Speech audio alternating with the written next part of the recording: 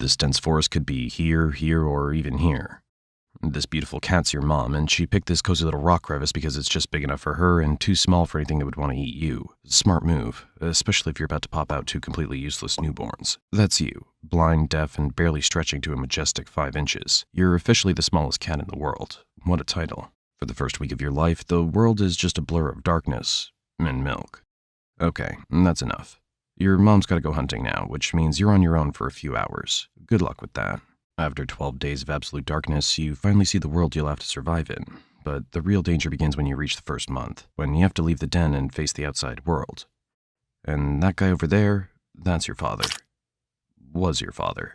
Your first days after leaving the den are all about watching your mother, learning her hunting techniques, and figuring out how to survive. Because, as you can see, the brutal laws of this world are definitely not in your favor. No worries, though, because your footpaths are soft and narrow, allowing you to move silently across even dry leaves. Good thing, because at your size, everything with a mouth is a potential landlord for your final resting place. Oh, congrats. You no longer have to share your food with anyone. Wait, it's coming toward you. Usually when you feel threatened, you rely on 3 defense strategies developed over millions of years. The first one, completely freeze. It's hard for predators to detect you when you're in this mode. But sometimes it can fail, and that's when you move on to option 2, sprinting at full speed. Your reaction time's so impressive that this fox probably thought you disappeared. Your muscles store energy like compressed springs and release it in bursts of speed, propelling you from stillness to running at top speed in the blink of an eye. Oh, look, it's coming. Okay, let's move on to option 3, hiding in tiny spaces that are hard for predators to track. This is where you truly appreciate the perks of being small in this hellish world. All this running might leave you feeling a bit hungry. Time for something tasty. Your first hunting attempts target insects and small reptiles. You replay every move and technique you picked up from watching your mom in the past few days. Your brain knows what to do, but your body is still figuring out the controls. It looks more like someone having a seizure near a butterfly. It's okay, don't cry. Your first attempts have about 0% success rate anyway. That's why Mom takes over and hands you a few tiny pieces of her prey.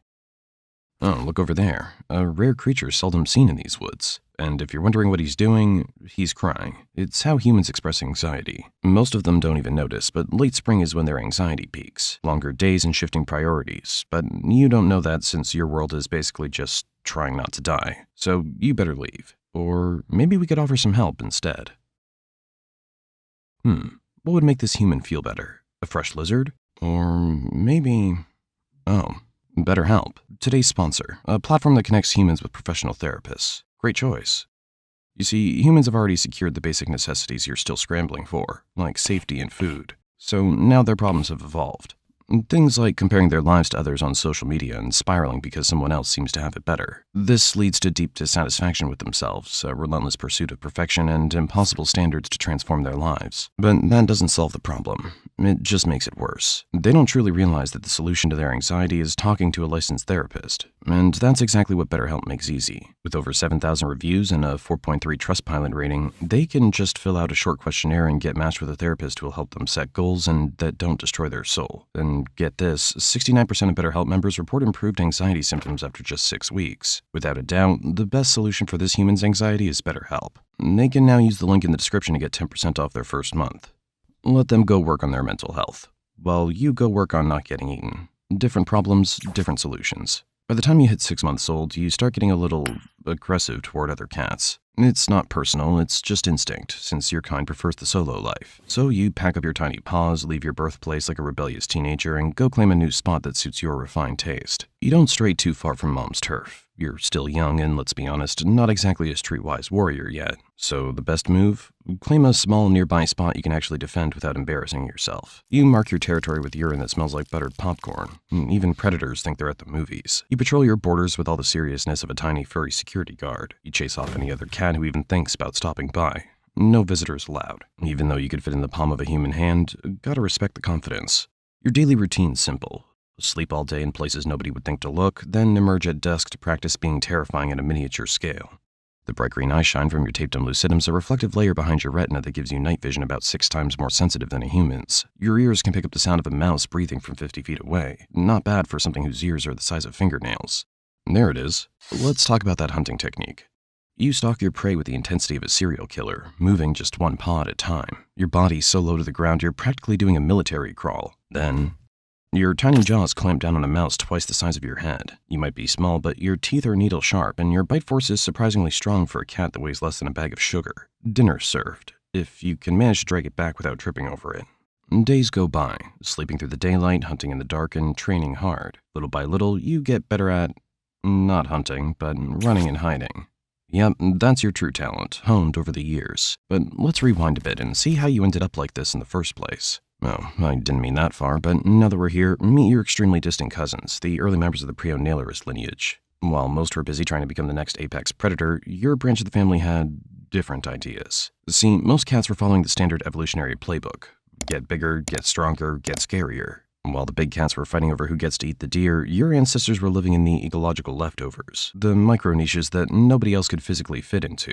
I hate to break it to you, but your family's success wasn't about being fierce. It was about never being noticed in the first place. Your ancestors faced evolutionary pressure more from being hunted than from hunting. Those who made noise or took up too much space became someone else's lunch. What's left after millions of years of that kind of pressure is the feline version of minimalism. Stripped down, silent, and optimized. Less muscle, but more efficiency was your gene strategy. Smaller body means lower caloric needs, a sustainable life in seasonable environments where food isn't always plentiful. Over time, your ancestors got better at climbing thin branches, leaping precisely, and navigating vegetation so dense it would give other cats claustrophobia. And despite looking like someone shrunk a tabby in the wash, genetically you're more distant from domestic cats than those big jungle cats are. You're not a mini house cat gone wild. You're the product of a completely different evolutionary strategy. While your distant cousins were becoming lions and tigers, your ancestors took the opposite approach. Shrinking, vanishing into the underbrush. And somehow, that strategy worked. Or rather, kind of worked. Because today, your entire species numbers fewer than 10,000 mature individuals. No known local population exceeds 1,000 adults, as you're scattered across disjointed patches of forests in India, Sri Lanka, and Nepal. So, after millions of years of evolution saying smaller, quieter, sneakier, here you are, munching on a few bugs and tiny lizards, while your distant cousins are living the dream, feasting on deer and buffalo. But sometimes you realize that being invisible is actually the better gig. At 12 months old, you're officially all grown up, and even more of a sweet fluffball. You reach a whopping 3.5 pounds and stretch to about 14 inches, not including your tail, which adds another 6 inches. You're basically a kitten forever, which sounds cute until you realize you still need to survive in a world where you're snack-sized for almost everything. But at least your body's reached peak physical capability. What you're running now is the final version of rusty spotted cat software, speed and precision maxed out. As an adult, you need a better territory than your teenage hangout, somewhere with bigger, higher quality prey. I mean, obviously the menu's expanded beyond insects and tiny reptiles. Birds, rodents, frogs, they're all fair game now. You move stealthily through the underbrush, checking scent trails, watching for signs of competition. A few false starts are normal. Too exposed, not enough food, or worse, already claimed by a bigger predator. But once you find that perfect patch of forest, it's game on. You back up to tree trunks, do your little pea graffiti, and scratch up some low branches. Not because it's fun, but because you've got a message to send. These scent marks and claw scratches are your way of saying, this is my space. They're subtle but powerful signals, left in spots where other animals are sure to notice. It's how you avoid unnecessary fights, set clear boundaries, and let others know you're around, without ever having to show yourself. This new territory spans 1 to 5 square kilometers, depending on food availability. Across your kingdom, you've set up a secret network of hideouts, favorite trees, rock formations, and dense thickets. Each one is linked by tiny VIP-only pathways that only something your size can zoom through at top speed. It's basically your own personal escape route system, because you never know when you'll need to vanish like a ninja. Those oversized eyes and satellite dish ears detect movements other predators miss completely. Your whiskers map three-dimensional space with millimeter precision, a built-in radar system that works in absolute darkness. Oh, you found something.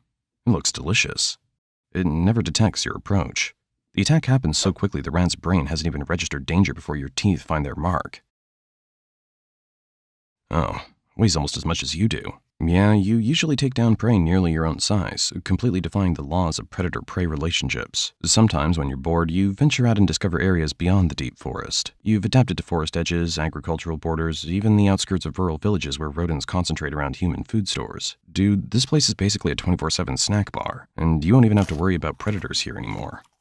Oh, and there's something worse than predators. Those farmers have no idea you're out here protecting their grain. While they set traps and put out poison, you silently eliminate more rodents than their efforts ever could. You're the pest control service that never sends an invoice. Your existence maintains ecological balance. Without you and your kind, rodent populations would explode unchecked, destroying vegetation and spreading disease throughout your forest home. During monsoon season, you shift operations to higher ground. While other predators struggle with flooded hunting grounds, you've already relocated to drier territory where prey is more concentrated. Oh, and by the way, your menu gets an upgrade this season, and flying termites become your new favorite dish. Once the heavy rain triggers their mass emergence, you position yourself near termite mounds for the ultimate aerial buffet.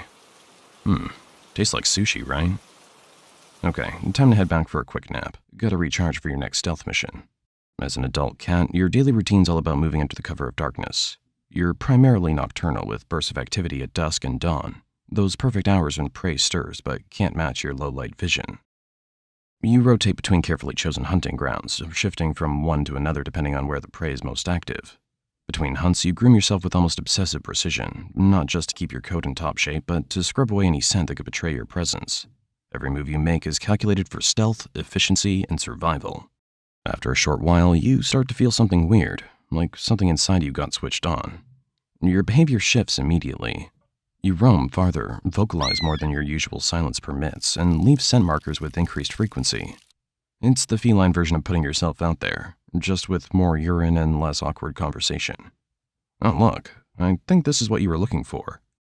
The courtship begins.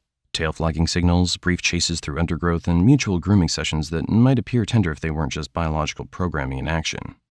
The actual mating is quick but repeated over several days. Neither of you's interested in long-term commitment. The whole affair is just a series of brief encounters before you go your separate ways. But let's assume you're a female instead of a male.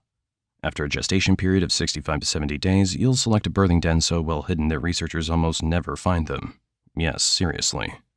Your criteria: maximum protection, minimal chances of discovery.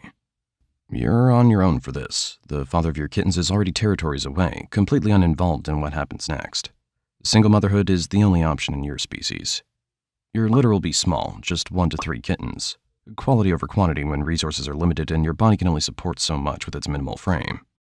For the first month, those kittens are completely dependent on you. At 4 weeks, they'll begin following you outside, watching your every move with an intensity that borders on obsession. You communicate with them using low-frequency calls, almost below the hearing range of most predators. Even your maternal instincts are shaped by the need for stealth. You never actually teach them to hunt. They learn by watching you. They practice pouncing on leaves, siblings, and unfortunate insects until their coordination matches their instincts. Eventually, they'll leave. No ceremony, no fanfare. One day, they simply don't return to your den, having slipped away to establish their own territories. And then you're alone again, exactly as you've evolved to be. A solitary specialist in a world that has no idea you exist, until the moment you strike. Other predators rely on raw power. You've developed something better. The ability to completely flatten your body, sliding under debris or between rocks while stalking prey. The ultimate cheat code to spaces other hunters can't access. Fast forward 3 years. You've reached the elder stage of rusty spotted cat life. Your experience now outweighs raw speed. But something feels different. Your hunting grounds are changing. Strange scents fill the air, acrid and unnatural, and the ground trembles with mechanical rhythms. It began with distant roars that scattered birds and made prey vanish. Then humans arrived with devices that felled trees, sending thunderous crashes through your territory. Each day, they pushed deeper into your world. Initially, you adjusted, shifting routes, avoiding destruction zones, and finding new hideouts. You've always been adaptable. But changes accelerate. The dense undergrowth that provided perfect hunting cover is gone. Your network of pathways leads nowhere, just bare earth and stumps where forest once stood. Territory boundaries end at freshly churned soil. The food web unravels. Rodents flee, birds relocate, and even insects grow scarce.